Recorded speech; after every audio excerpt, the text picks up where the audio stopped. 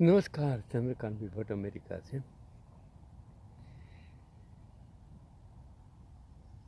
हमारे मित्र देवल भाई शास्त्री विद्वान हैं। कितने सारे लेखक मैं इसमें एक लेखक का मैं बार बार उल्लेख करता हूँ। बहुत सारे भाषण पूरे विश्व में देता है, पद्मश्री मिला है। लेकिन जब उसका अहंकार देखा, उसकी भाषा, अभद्र भाषाएं मैंने फेसबुक पर पढ़ी तो मुझे दर्द होने लगा कि वो जवाब देता है। उसकी सहन शक्ति हिटलर जैसी हो गई है, जाने उसको। तो ये देवल भाई शास्त्री ने एक आर्टिकल्स लिखा जो अभी रामनवमी गई, तो आर्टिकल्स लिखा जो मैंने पढ़ा, मुझे लगा कि कई विद्वानों का मानना है कि हनुमान शब्द द्रविड़ से आया था। हनुमान जी शब्द भगवान श्री राम भक्त द्रविड़ साहित्य में यह माना जाता है कि हनुमान शब्द राम से पहले प्रचलित हो गया था। ये रामायण महाभारत वो मैं हर वक्त बताऊँ ग्रंथ है, लिखा हुआ ग्रंथ है। और भारत में अलग अलग प्रकार के ग्रंथ, रामायण 300 जात के लिखे गए हैं, ऐसा मैंने पढ़ा। महाभारत में तो उसका उस जमाने में लिखा हुआ जो है उसका अर्थ, उसके पीछे भावार्थ कुछ का उसका अर्थ होता है। तो राम से पहले वो प्रचलित, लेकिन तथ्य नहीं पाए जाते हैं कि पहले था या नहीं। लेकिन हनुमान शब्द वो द्रविड़ मतलब साउथ इंडिया से आया हुआ शब्द है। 19वीं शताब्दी के लिए लिखे गए रामायण में वायुपुत्र, अग्निपुत्र, रुद्रावतार और भगवान विष्णु को अंश माना जाता था। इन कहानियों में हनुमान जी पराक्रमी, बुद्धिमत्ता, अमरता, ब्रह्मचर्य और राम की भक्ति के लिए विश्व प्रसिद्ध हो गए। हनुमान चालीसा आज बहुत प्रसिद्ध है। मैं श्रद्धा की बात करता हूँ, अंधश्रद्धा की बात नहीं करता हूँ। मैं ज्ञान की बात करता हूँ, अज्ञानता की बात नहीं करता हूँ।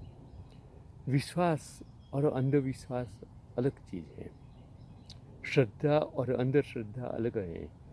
श्रद्धा होना, विश्वास होना, वो एक इंसान सच काम करता है तो आप पूरी श्रद्धा और विश्वास के साथ उस पर विश्वास कर सकते हो। लेकिन कथाकथित आप फॉलो नहीं कर सकते हैं। आप में भी स्किल, शक्ति, ज्ञान होनी चाहिए। कि रस विनोद रामायण के अनुसार हनुमान जी को ब्रह्मा, विष्णु और शिव का संयुक्त रूप माना जाता था। जो जैन रामायण में हनुमान जी के 3 पूर्व जन्म दमयंत सिंह, चंद्र और राजकुमार सिंहवाहन की कहानी है। और पुगिस्थला नाम के एक अप्सरा द्वारा स्थापित थे। अन्ना व परिकेसरी नाम के एक बंदर की पत्नी बन गए, जिनके बेटे वायु को शक्तिशाली बुद्धिमान बना दिया। कई कहानियों में अन्ना को गौतम ऋषि की बेटी माना जाता है, लेकिन जैसे ही अन्ना एक बेटे के रूप में एक फल समझकर पकड़ने के जाने से प्रयत्न करती है तो उस रूप में पैदा हुई। इंद्र ने वज्र पर हमला किया और बच्चे को एक पहाड़ पर रोक दिया, जहाँ दाएं बाएं दाढ़ी हनु ढह गई और नाम पड़ गया हनुमान। जैसे जैसे इस घटना से वायु परेशान थी, ब्रह्मा शरीर श्रुति को रहीमाम किया और पृथ्वी पर चिल्ला। ब्रह्मा जिसने हनुमान जी को शक्ति दिया और इंद्र ने इच्छा मृत्यु का आशीर्वाद दिया। और हनुमान जी बहुत शरारती थे। जब देवताओं का आशीर्वाद उस पर से उन्हें शाप दिया गया था कि वह अपनी शक्ति को भूल जाएंगे।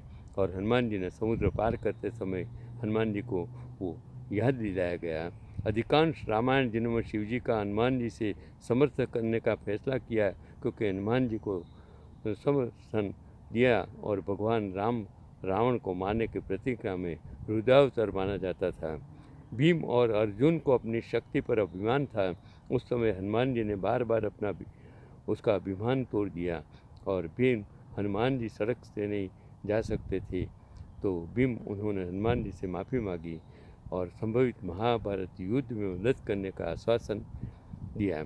और अर्जुन को अपने तीर में बहुत विश्वास था। हनुमान जी ने अर्जुन को कहा कि हमने एक पुल का निर्माण किया, लेकिन यह हमारे वजन झेल नहीं सकता है। अर्जुन ने कहा कि मैं तीर के उसको समर्थन करूंगा, तो इस पुल का कुछ भी नहीं होगा। भगवान श्री कृष्ण ने अर्जुन को सिखाया। जब हनुमान जी ने सिर्फ तो जो अंगूठा रखना शुरू किया, हनुमान जी ने अर्जुन को कपिलवाज के रूप में युद्ध में मदद करने का वादा किया।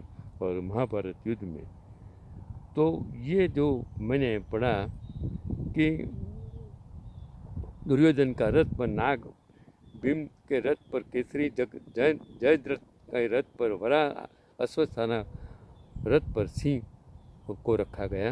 एक अध्ययन के अनुसार हनुमान जी के भगवान शिव और माता जी के बाद सबसे बड़े मंदिर हैं। स्कंद पुराण सहित कई साहित्य में भगवान शिव ने हनुमान जी को अपना अंश माना है और राम सीता सहित कई देवताओं ने हनुमान जी को शक्तिशाली होने का आशीर्वाद दिया है। और वह हनुमान जी के शक्तिशाली रूप में भूत प्रेत सहित अनेक अशुभ शक्तियों पर उसका प्रभुत्व बनता गया, हावी हो गया है। और शोधकर्ताओं के अध्ययन के अनुसार भारतीय कहानियों में यक्ष पूजा महत्वपूर्ण था। यक्ष का अर्थ है प्रकृति को बनाए रखना। पौराणिक कथाओं में शहरवासियों को गांव के द्वार पर गेट के गार्ड के रूप में कस्बों, संतान, पेड़ों और प्रकृति प्रजनन को पूजा जाता था।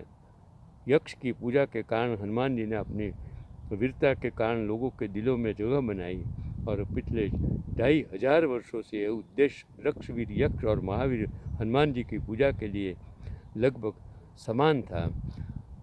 मेरा ख्याल है मौड़ी में वो जो हैं रक्षवीर, वो मेरा ख्याल है कि हनुमान जी को वीरता की पूजा के लिए लोगों के दिमाग में रहना शुरू कर दिया, क्योंकि क्रमिक अनुष्ठानों की पूजा की गई थी, क्योंकि हनुमान जी के मुख्य देवता अधिक लोकप्रिय हो गए थे। और भगवान राम के साथ हनुमान जी हर रामायण में अनुराग बढ़ने लगे। और महाभारत में द्रौपदी के पोते के साथ भगवान कृष्ण स्वयं में प्रवेश करते हैं। इसी तरह प्रविष्ट हनुमान जी सीताहरण के बाद आते हैं और आरंभ में हनुमान जी एक सरल चरित्र हैं। और सुग्रीव राम दोस्ती के समय भी सहज थे, लेकिन लंकागमन में विशालता दिखाई देती है। जीवन में एक वरिष्ठ जांबुवन होना चाहिए जो केवल शक्ति और सामर्थ्य के साथ उत्साह कर सकता है। ज़रूरत पड़ने पर समुद्र को जांबुवन द्वारा प्रदान की गई प्रेरणा की कीमत पार किया जा सकता है, चाहे वह राक्षस हो या आराम करने के लिए पहाड़ के साथ आ रहा हो। यह बिना थके एक लक्ष्य को प्रेरित कर सकता है। एक खाली लक्ष्य का पहुंचने के लिए नहीं, बल्कि अनुभव के आधार पर लौटने के लिए भी उसका उपयोग होता है। आप सेफ मतलब सलामत लेट सकते हो। एक और जो प्रेरित करता था वापिस आने के बारे में कि यह जीवन का लेसन है, कोई भी हर रोज़ मदद करने के लिए नहीं आता है। हनुमान जी की वीरता और छात्रवृत्ति के कारण जन जन के वो देवता आज बन गए हैं। और हनुमान जी की लंका रावण के लिए एक चेतावनी का संदेश है। यह चेतावनी एक स्पष्टीकरण देती है कि आग लगने पर चेतावनी को समझा जाना चाहिए। यदि एक आदमी शराबी है तो पूरी लंका जल सकता है। लेखक जो है उसने बहुत अच्छा कलेक्शंस करके आप तक बताने की कोशिश की है। मेरा ख्याल है अगर आप भी पढ़ेंगे, आज तो गूगल पर सब कुछ आपको मिल सकता है। आप अध्ययन करेंगे, सच्चाई जानेंगे कि उस ज़माने में जो ग्रंथ लिखे गए थे उसका भावार्थ क्या है, उसका अर्थ क्या है, और वो उस ज़माने में जो प्रस्तुत था आज के ज़माने में वो प्रस्तुत हैं या अप्रस्तुत हैं। वो ज़माने में तीर कामठे थे, आज के ज़माने में तीर कामठे से युद्ध नहीं लड़ा सकता। उस ज़माने में जो राजा थे, आज भारत की लोकशाही में राजा का कोई स्थान नहीं रहा है। वो आपको समझना है। बदलते विश्व में, बदलते समाज में, बदलती दुनिया में, बदलता वैज्ञानिक अभिकोण में अगर आप अज्ञानता, अंधश्रद्धा से जिएंगे तो उसका कोई अर्थ नहीं है। अगर आपको, जैसे मैंने जो पढ़ा 1961 टू 65 बीएससी बना, जो पढ़ा, और आज जो, क्योंकि उस टाइम ना तो मोबाइल था, ना तो टेक्नोलॉजी था, ना तो टीवी थी, ना तो टेलीफोन था, न तो ट्रांसपोर्टेशन था।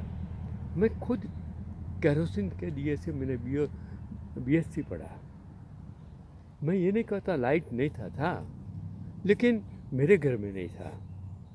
तो आप भी, अगर आज भी कितने गांव में अंधेरा है, आज भी टेक्नोलॉजी वहाँ तक नहीं पहुँची है। आज हर लोग को एवरीथिंग इज़ नॉट अफोर्डेबल। आज महंगाई इतनी बढ़ गई है, बेरोजगारी इतनी बढ़ गई है, क्योंकि जो सत्ता में लोग आते हैं उसको ये समझ में नहीं आता है कि लोगों ने आपको सत्ता लोगों की गरीबाई दूर करने के लिए दी है, नहीं कि मौज मजा करने के लिए। चलो छोड़ो इस बातों को, क्योंकि मैं मेरे वीडियो में ज़्यादातर मैं ये कहता हूँ, लोगों को अच्छा नहीं लगता है। अभिमान मत कीजिए। ज्ञान का अभिमान करना बहुत बुरी चीज़ है। किसी अपना स्वार्थ के लिए अगर किसी की प्रशस्ति करते हो, गलत लोगों की प्रशस्ति करेंगे, वो भी गलत है। आप लेखक हो, आप मीडिया हो, ये आप न्यायतंत्र हो, लोकशाही के लिए अच्छा नहीं है। अगर, क्योंकि कहीं ना कहीं अगर आप ईश्वर में मानते हो तो आप गलत कामों की सज़ा आपको मिलेगी मिलेगी मिलेगी। यही आज का मेरा पैगाम है।